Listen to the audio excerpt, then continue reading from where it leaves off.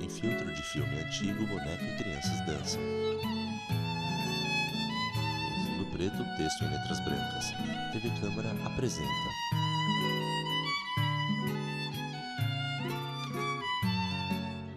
Ontem era eu, filho de meu pai, elo de uma cadeia que não sei onde nasceu.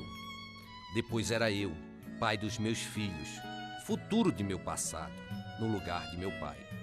Hoje, já o filho de meu filho. Ele sendo o que eu fui, meu pai apenas saudade. Amanhã, eu mesmo saudade dos filhos que serão eu antes do grande encontro. Garotinho sorridente vestido de marinheiro. A imagem fica preto e branca. É sobreposta por outras fotos também em preto e branco com efeito gradiente. Homem que sorri. Homem de berca. Homem com mulher e 4 crianças. Homem de terno. Homem em palanque. Homem próximo a outros em área rural.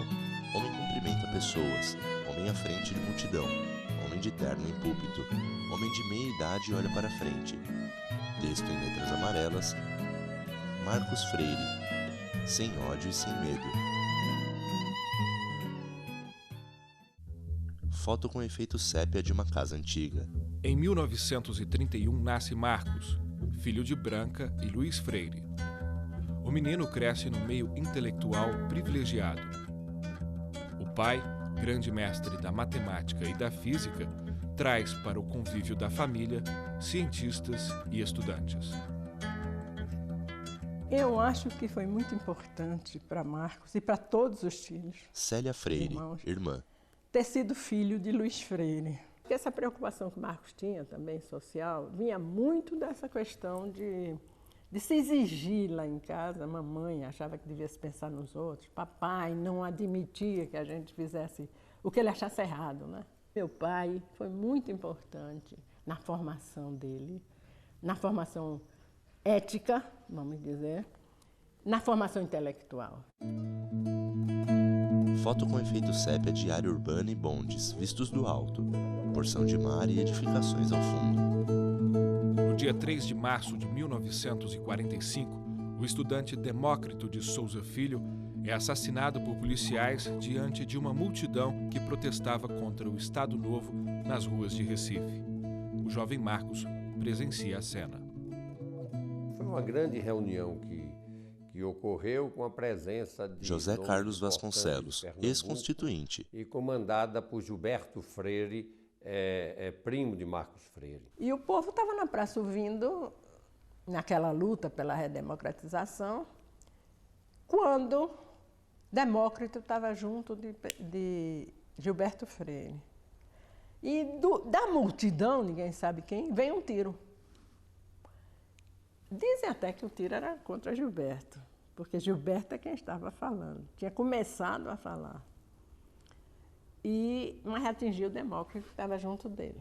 Aquilo marcou Marcos para a vida e fez com que surgissem os compromissos dentro dele próprio em defesa da democracia, que vieram resultar na sua luta contra a ditadura militar implantada no Brasil, e que deve ter servido de reflexão dele, Marcos, para assumir os compromissos que ele assumiu com o povo de Pernambuco e o povo brasileiro. Ao terminar o seu curso de Direito, ele foi oficial de gabinete do prefeito de Jair Brindeiro e, em seguida, de chefe de gabinete e depois secretário de abastecimento de Pelópidas Silveira, que é também uma das figuras marcantes da resistência democrática desse país. Foto de homem e mulher de roupas sociais, abraçados e voltados para frente. Casal com 4 Em crianças. 1968, professor universitário e advogado reconhecido, Marcos Freire disputa a primeira eleição pela Prefeitura de Olinda. Marcos Freire era uma pessoa muito carismática, muito Jarbas potente. Vasconcelos, governador de E Pernambuco. ele conquistou logo de imediato, mesmo na ditadura, só 2 partidos, MDB e Arena.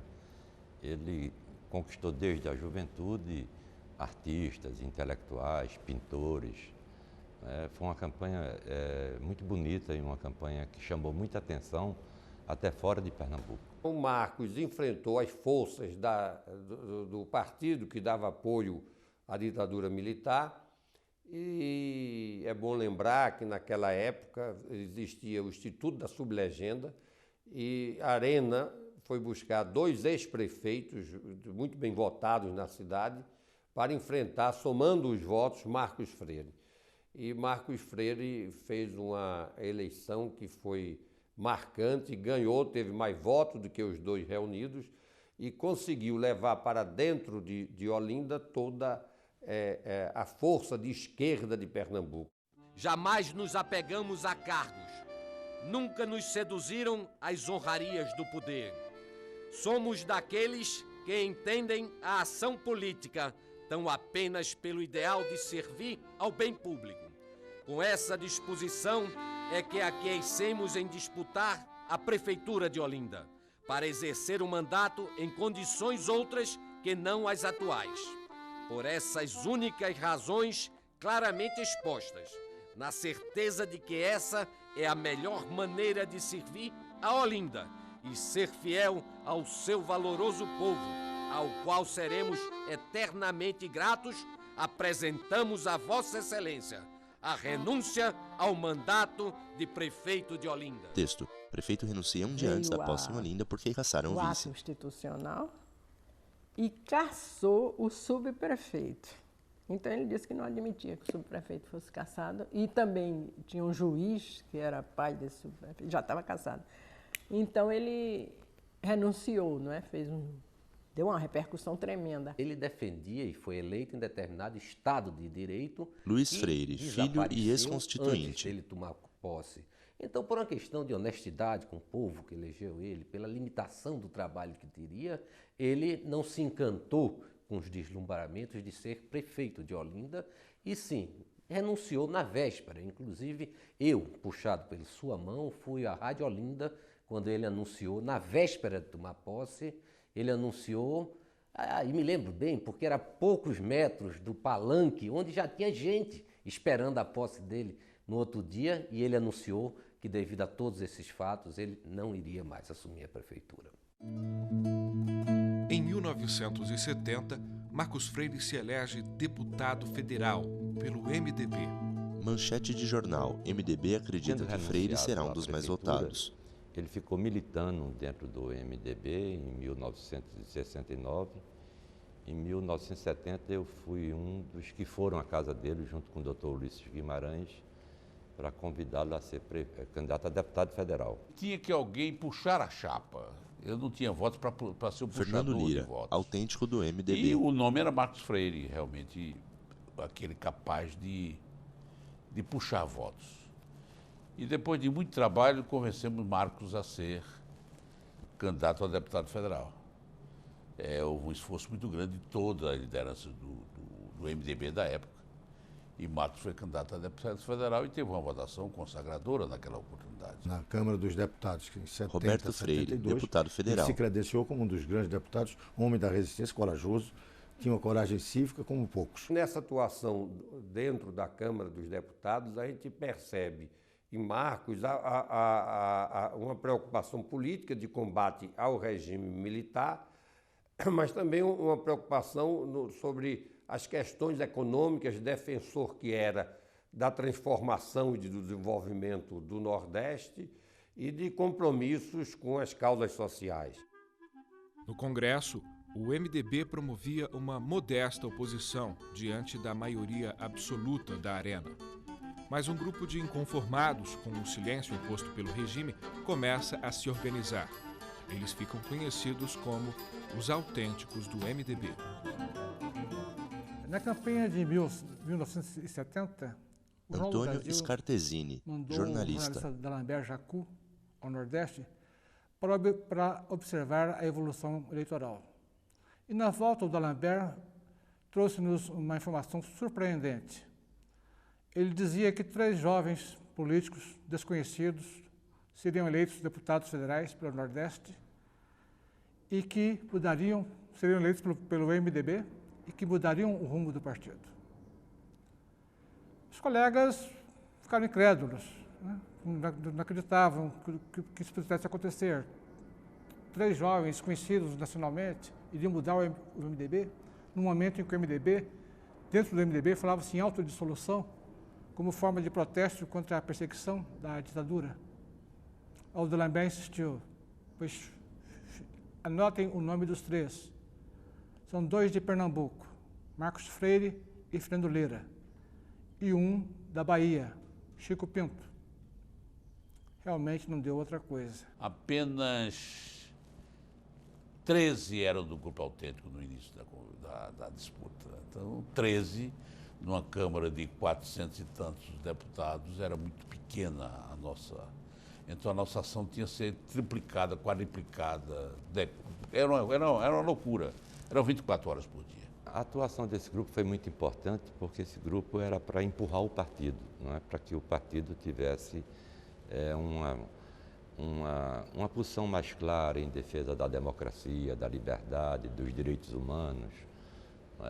E não que o partido tivesse isso, mas havia pessoas, alas dentro do partido, que ou se acomodavam, né, ou faziam oposição que a imprensa naquela época denominava intelectuais, críticos, de uma oposição consentida. Os que estávamos fora da vida Fernando política, Henrique né, Cardoso, 70, ex-presidente da olhávamos o MDB com República. muita desconfiança. Se achava que era a oposição consentida. Dizia-se que havia dois grupos no Brasil. Um, Arena, que era do partido do Sim Senhor, e o outro que era o MDB, que era do Sim. Né? Era injusta essa crítica. Mas nós só vimos a injustiça dessa crítica porque gente como o Marcos Freire e Fernando Lira, que era também lá de Pernambuco, e tantos outros mais, fizeram o Grupo dos Autênticos. Essas pessoas que fundaram e militaram dentro do Grupo Autêntico eram pessoas que queriam um pouco mais, quer dizer, achavam que o partido deveria enfrentar a ditadura com mais veemência, com mais contundência. Só havia mesmo o Grupo Autêntico naquela oportunidade, de oposição real. Por quê? A OAB estava fora, a igreja não podia atuar, as organizações também, os partidos na clandestinidade, muita gente exilada. Então era muito difícil com quem você contava? Com quase ninguém. Mesmo ameaçados permanentemente pelo risco de uma cassação, os autênticos do MDB protestam contra os abusos da ditadura militar em todas as oportunidades possíveis.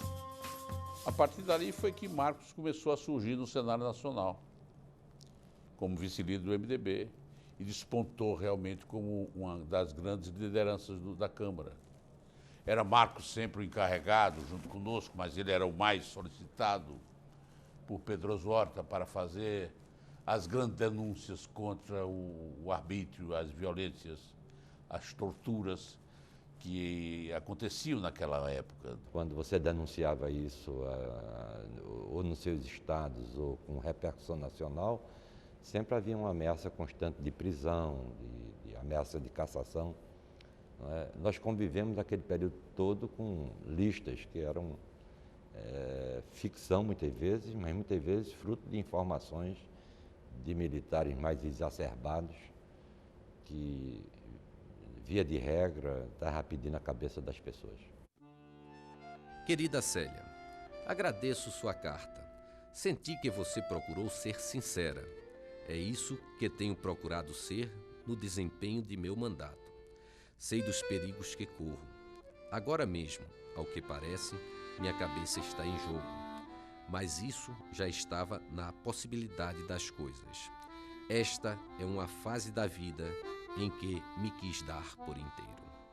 Nas cartas que ele me escreve, ele fica esperando que Célia haveria Freire, cassação, irmã. Possivelmente, mas ele queria se dar naquela época. Era uma coisa que ele achava a obrigação dele se dar inteiramente naquela luta. Está aqui na carta que ele me escreveu. Isso justamente porque eu tinha escrito a ele dizendo que era muito arriscado aquilo, que eu estava dando os parabéns a ele, porque ele estava se arriscando muito. Não fazia diferença se ele iria ser cassado ou não. Ele nunca deixou de tomar uma atitude com receio de ser cassado.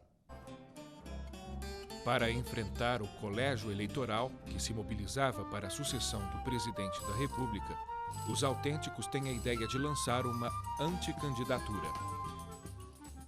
Uma pessoa que os autênticos pensavam acabou recaindo do jornalista Barbosa Lima Sobrinho.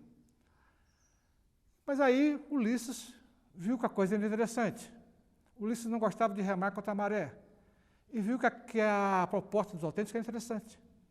Então ele se ofereceu, se impôs como o anticandidato e, inclusive, trouxe Barbosa Lima para ser o seu vice. Marcos Freire foi quem nos levou à casa de Barbosa Lima, no Rio de Janeiro.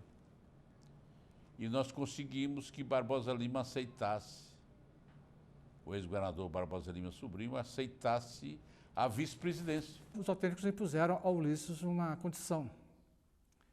2 dias antes da eleição, do colégio indireto, ele deveria se afastar, ele deveria renunciar à candidatura. Nós fomos contra a ida ao colégio eleitoral, porque o nosso compromisso era a candidatura até a véspera da eleição. Mas o Ulisses aí forçou a barra para ir para o plenário. Nós votamos contra na reunião do diretório. Aí foi a consolidação real do Grupo Autêntico. Então nós assinamos um protesto e Alencar Furtado leu na hora da votação e nós não votamos em Ulisses no colégio eleitoral. Aí foram 23, assinaram a ausência do plenário. Eles achavam que votar num candidato seria conestar o processo. Para viver com liberdade é preciso ter amor à pátria e coragem de fazer o que a consciência manda. O executivo continua dono da sua vontade, continua a exercer poderes inadmissíveis num regime democrático. A Arena vai ter que engolir esta anistia da garganta para dentro, porque o povo brasileiro conquistou mais um passo no rumo da redemocratização brasileira. Lá está a faixa, estamos com João analfabeto, e que são 50% da população brasileira. E a quem se exige tudo, de quem se tira tudo, mas não se deixa sequer o direito de votar e de escolher pela eleição direta seu presidente da República, seu governador do estado, seu prefeito da capital. Nós deveremos continuar esperando. E até quando, senhor presidente, por esta palavra definitiva do governo? Onde está Rubens Paiva? Quem prendeu Rubens Paiva? Enquanto eu tiver o mandato que o povo me deu, enquanto a força não me tirar este mandato, eu estarei aqui, da tribuna da Casa Legislativa, para dizer aquilo que me parece certo. Marco foi uma das pessoas que deram uma contribuição muito grande. Jarbas Vasconcelos, para que o Brasil governador de Pernambuco, retomasse o Estado de Direito, né? Ele fazia isso pela sua formação jurídica de professor universitário de Direito Constitucional e também pela coragem. Naquela época não era fácil você falar, gritar e denunciar, e ele fazia tudo isso. Ele foi um dos melhores oradores. Cristóvão Buarque, que nós senador. Tivemos, sem dúvida alguma, em Pernambuco e eu diria que no Brasil inteiro. Ele não só tinha uma eloquência muito grande, como ele tinha também uma base muito forte para conceber os seus discursos. Ou seja, não era um discurso apenas de retórica, era um discurso com uma grande profundidade de propostas para o Brasil. Tanto a tribuna da Câmara como a tribuna do Senado, ele ia com muita frequência, por sinal, e com uma riqueza muito grande de dados, de informações. Ele era uma pessoa muito cuidadosa. Então, há muitas separatas de Marcos distribuídas ainda hoje, né? Eu, por exemplo, viajo, vez por outra, encontro antigos militantes do MDB, do PMDB, que guardam em casa aqueles pronunciamentos dele. Ele publicava os seus pronunciamentos e nós todos, seus amigos e ele próprio, distribuía para o Pernambuco. Então, o que dava um alento à luta da resistência democrática muito grande é que a gente encontrava no sertão de Pernambuco, no Agreste, às vezes nas casas mais simples e mais humildes, aqueles pronunciamentos de Marcos na Câmara do Deputado, e se fazia no interior de Pernambuco reunião de grupos, de famílias ou de amigos para lerem em conjunto esses discursos. Tem vários discursos que eu tenho até gravado, né? Macarrão, fita, motorista. cassete, que eu trabalhava com carro de som e eu gostava de gravar, até para escutar em casa. E ainda hoje, de vez em quando, eu ligo o som e fico escutando, do começo até o fim. Os seus discursos Mauro Benevides, deputado se federal. Eram reproduzidos naquela época nos espaços restritos de uma imprensa que estava sendo censurado, mas mesmo assim, tanto em Pernambuco como nos grandes órgãos de comunicação social do país, ele conseguia penetrar com o seu pensamento, com as suas ideias e com a pregação que ele fazia. A audiência dentro do Congresso Antônio Scartesini, jornalista. Inclusive pela coragem com que ele denunciava desaparecimentos de políticos, como o ex-deputado Rubens Paiva, desaparecimento de militantes estudantis, como o pernambucano Odígias de Carvalho, todos eles mortos pela ditadura. Ele foi, com alguns poucos, porta-voz, por exemplo, de denúncias de prisão, de torturas, que algumas vezes salvaram vidas humanas. Eu acho que realmente ele era um bom orador, pelo entusiasmo, porque ele acreditava no que ele estava dizendo. Aliás, na minha carta ele diz que, nesses anos todos, ele não falou nada que ele não acreditasse. Em 1974, Marcos Freire chega ao Senado Federal, depois de uma campanha brilhante. Apoiado pelo povo, esperançoso pela volta da democracia, ele derrotou o candidato governista por uma diferença de mais de 120 mil votos. Ninguém acreditava na vitória de Marcos. José Carlos Vasconcelos, ex-constituinte. Foi tomando Pernambuco como um todo, e o povo, muito por Marcos e muito para se afirmar em rebeldia contra a ditadura, fez aquele belo espetáculo que deu a vitória de Marcos em Pernambuco e que levou o MDB a fazer a maioria dos eleitos, então, naquele pleito, no Senado Federal. Além da projeção Fernando Lira, política, autêntico do MDB. Ele conseguiu o respaldo eleitoral, porque muita gente era bom político, mas não tinha voto. E muita gente tem muito voto e não era bom político. Marcos conseguiu, nessa fase, que era uma fase dificílima, ser exatamente as duas coisas. Ele chegou a ser conhecido como o senador do Nordeste. Então surgiram votos para Marcos na Paraíba, no Rio Grande do Norte, em Alagoas. Havia o sentimento, mesmo aqueles que discordavam por alguma razão, vamos dizer, das eleições locais, quiseram demonstrar sua insatisfação com o regime militar através da ação clara e definida de Marcos Freire. Dia 1º de fevereiro de 1975, subimos a rampa e trazemos conosco como grande mensagem o compromisso de lutar pela normalização político-institucional do país.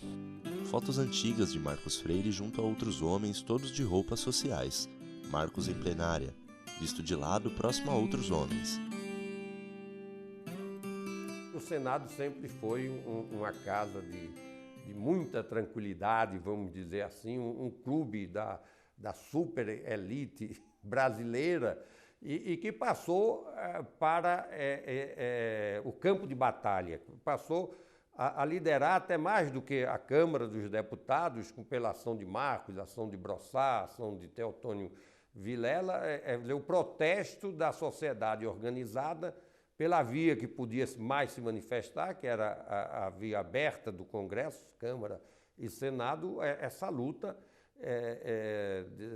do povo brasileiro para restabelecer o regime democrático. E aos poucos, então, ele se transformou numa das grandes expressões da bancada do MDB no Senado e no exercício de uma liderança que contagiou todos os nossos companheiros que o apoiávamos irrestritamente. Ele chegou no Senado, travou muitos debates com Jarbas Passarinho defendendo o regime e o governo.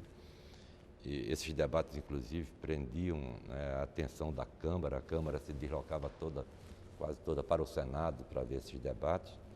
E ele manteve esse mesmo ritmo, sendo que com mais destaque. Ele ia para a tribuna, arrostava com as consequências da sua incisividade e sabia fazê-lo com a dignidade de um homem que cumpriu o seu dever.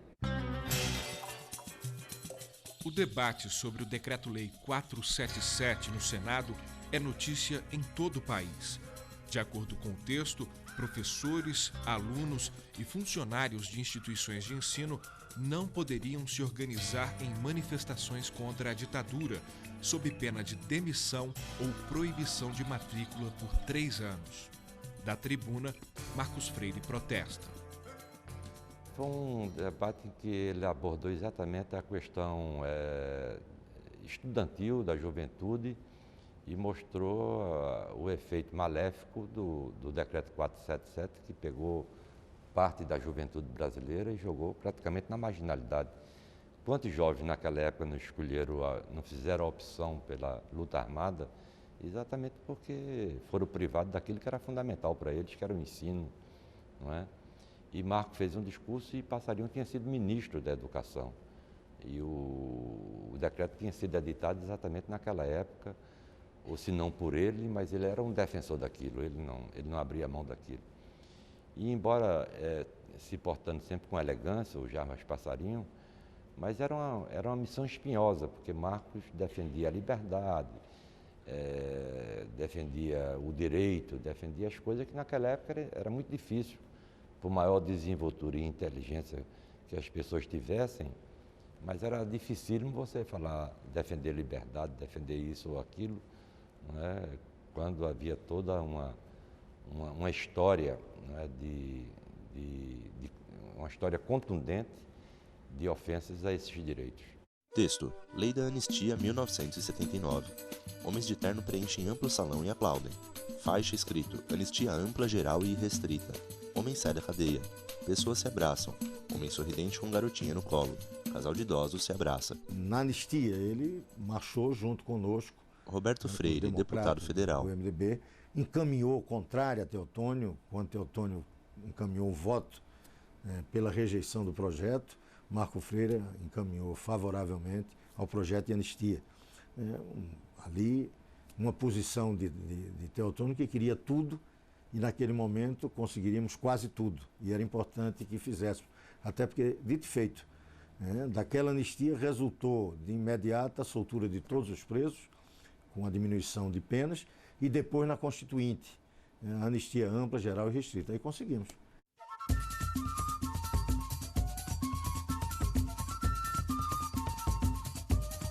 Em 1982, Marcos Freire lança a candidatura ao governo de Pernambuco. Pesquisas indicam que ele já começa a campanha com 68% das intenções de voto. Foto de homem com microfone em área externa à frente de multidão. Homem em multidão com os braços levantados.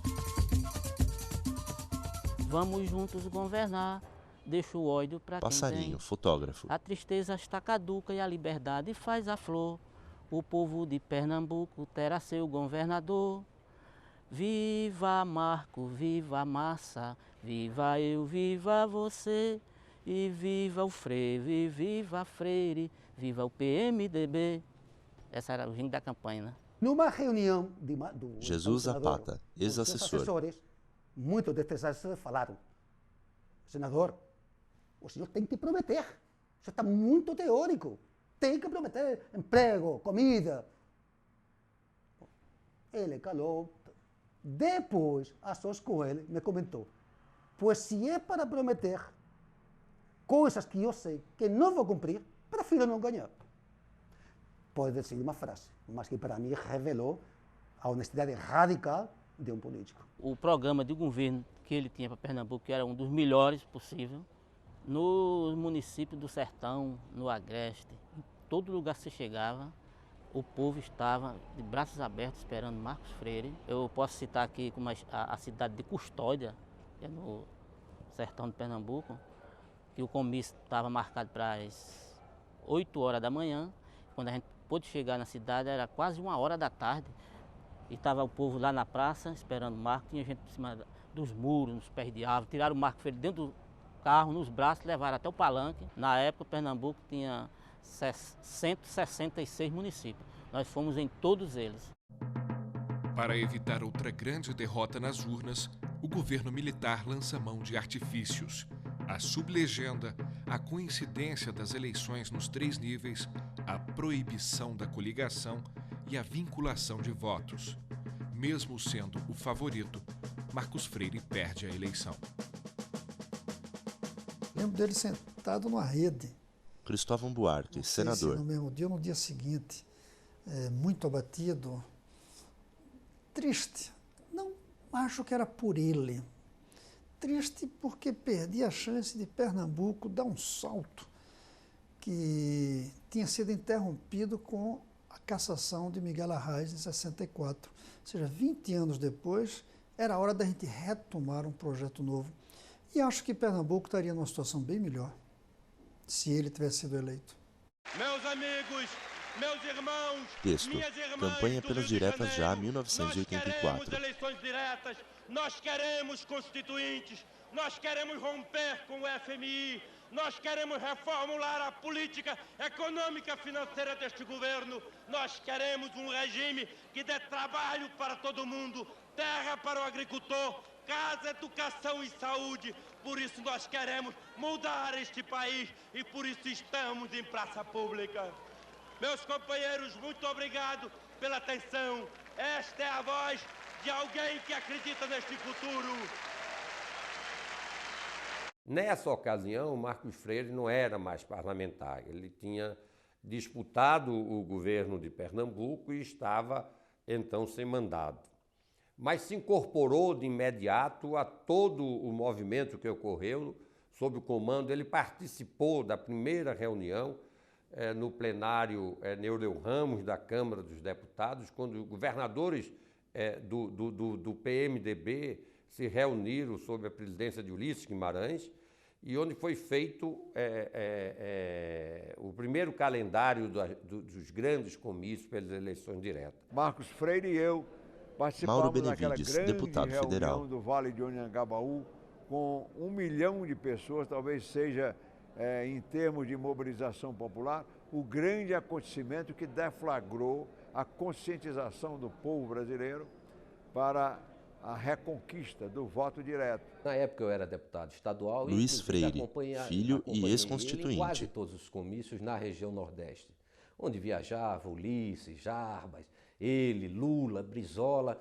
Participei em quase todos eles. Ele mesmo, sem mandato na época, era indiscutivelmente chamado para todos no país todos. E sua presença, não haveria comício de eleição direta no Nordeste sem a presença de Marcos Freire. Tancredo Neves indica Marcos Freire para a presidência da Caixa Econômica Federal. Com a morte do presidente, José Sarney assume o governo do país.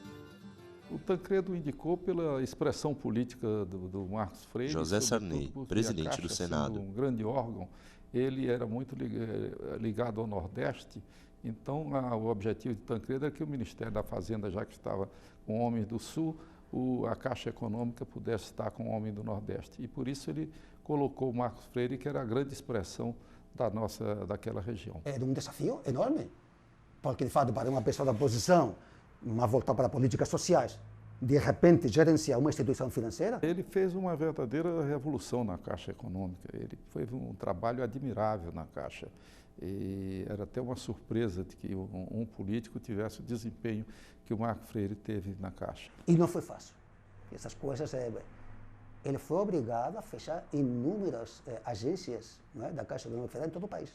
Imagina no estado de Pernambuco, quando ele foi obrigado, por uma questão de racionalidade, a fechar agências em municípios que muitas vezes eram de correligionários dele. Isto era muito duro. Para não levar a Caixa Econômica à falência, ele fechou diversas agências deficitárias. Ao mesmo tempo que fazia isso, conseguia recursos para investir no Verde Teto ou em outros programas sociais da Caixa Econômica. Quer dizer, na realidade, ele teve a compreensão de que os recursos são escassos e que não adianta distribuir recursos que não tem, que você só pode gastar o que tem e não pode gastar mais do que tem. Isso ele prestou no governo Sarney, eu acho, uma colaboração muito grande nesse sentido. Não ter o receio de ser criticado e de assumir questões impopulares que o pudesse tornar impopular. Texto: Campanha Nordeste Já, 1985. Diversas personalidades musicais reunidas.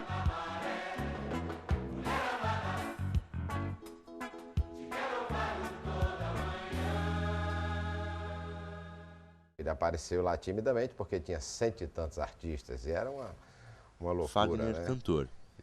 Mas ele estava sempre junto, mas muito na dele, muito calado. Ele já estava muito feliz com aquilo tudo, sendo ele uma das pessoas que começou a tocar esse projeto, né? Recebeu um apoio muito grande, foi muito bem recebido. O próprio Roberto me ligava dos aeroportos, dizendo que para marcar reunião no dia que ele pudesse estar. Foi bacana, foi um momento muito especial. Marcos está abraçado com Chico Buarque, Fagner e outros artistas.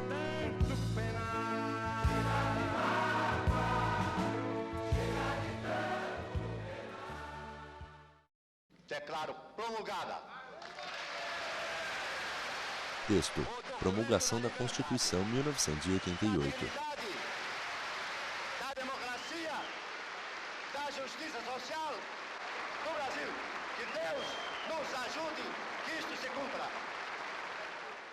Eu me lembro muito dessa luta de Marcos pela convocação de uma Assembleia Nacional Constituinte. A ditadura permitiu o funcionamento da Câmara e do Senado desde que não causasse muito problema às instituições. Então, falar de uma Assembleia Constituinte era, na realidade, falar no fim da ditadura. Eu acho que eu vi meu pai poucas vezes no lugar que não gostaria de estar. Foi no dia da abertura da Constituinte que eu olhei bem ele sentado não no plenário, e sim nas galerias da Câmara dos Deputados. Porque aí naquele dia realmente não sei, mas ele como na época não era só ex-deputado, ex-congressista, mas na época ele era presidente da Caixa, ele optou, em vez de entrar no plenário, ficar na galeria devido ao cargo que ele exercia na época.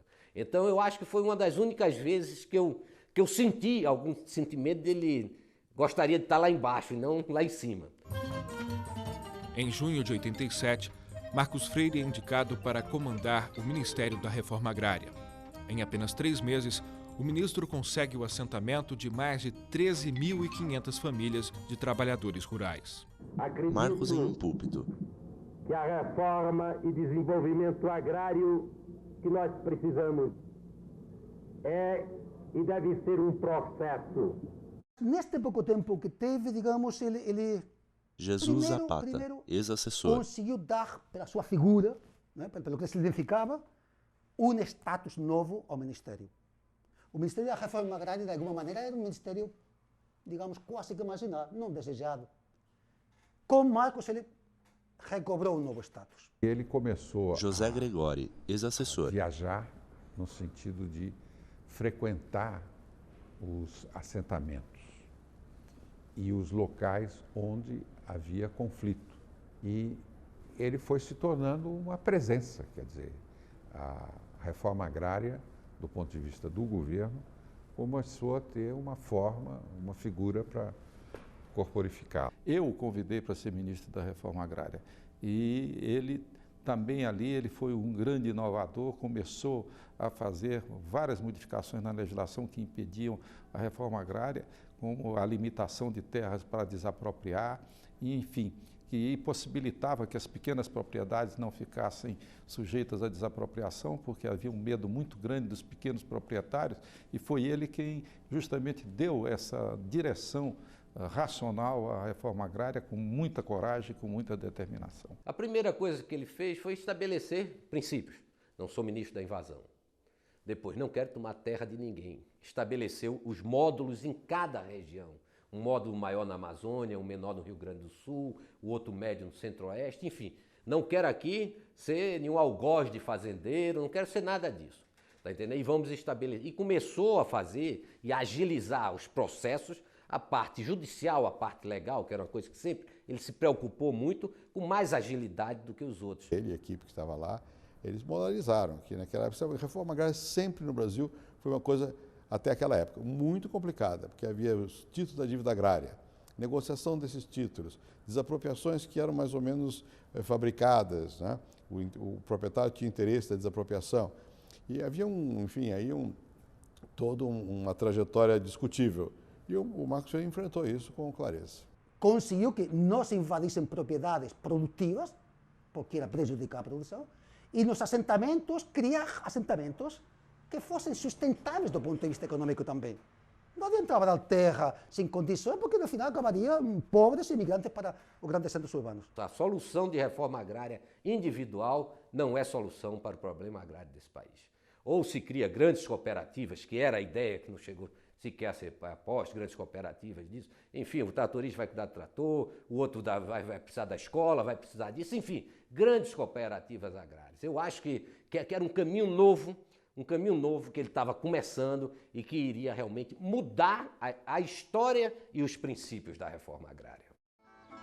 Vídeo antigo de homem com viola à frente de uma igreja. Ó linda cidade eterna de Marcos Freire, Mãe Santa, chora a falta do seu filho que deixou saudade tanta. E na saudade desse filho até o sol perde o brilho e o galo mais triste canta.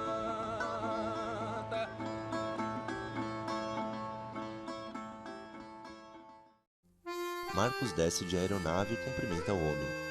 Corta a faixa de inauguração junto à multidão e bate palmas. Fala à frente de um microfone. Usa capacete branco junto a outras pessoas. Manchetes de jornal sobrepostas rapidamente noticiam a explosão da aeronave que carregava o ex-ministro sobre a floresta amazônica, deixando Pernambuco de luto.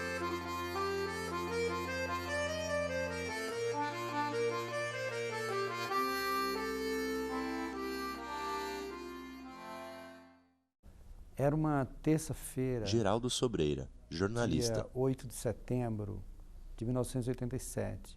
Tinha muitas queimadas que dificultavam a visibilidade dos pilotos. E os pilotos às vezes reclamavam dos campos de pouso também, que eram muito precários, pequenos e esburacados. E eram aviões pequenos que nós estávamos viajando. Como o avião estava lotado, só tinha 6 lugares, e eu não queria disputar um lugar com ninguém dentro do avião, tirar alguém. Já tinham decidido até que sairia acho que o presidente do INCRA iria no outro avião, no meu lugar, para Belém. Mas o fato é que eu decidi que eu passaria a matéria por telefone, passei as matérias por telefone e, por acaso, eu não estava dentro desse jato que explodiu. Multidão em área aberta. Homens de uniforme militar escuro carregam um caixão com a bandeira do Brasil enrolada nele. Ao fundo, grandes bonecos tradicionais de Olinda, estandartes e isolamento feito por militares. Em avenida, caminhão vermelho carrega o caixão. Passam por ruas estreitas. Há multidão nas calçadas durante o trajeto. Se por acaso você me perguntar qual é a principal lição que Marcos Freire deixou, qual o que ele fez de melhor, eu acho que é o ensinamento. Em tudo na vida, você tem que ter o princípio básico do equilíbrio, do bom senso e fazer com muita paixão. Isso eu aprendi com ele. Seguem na tela os créditos finais.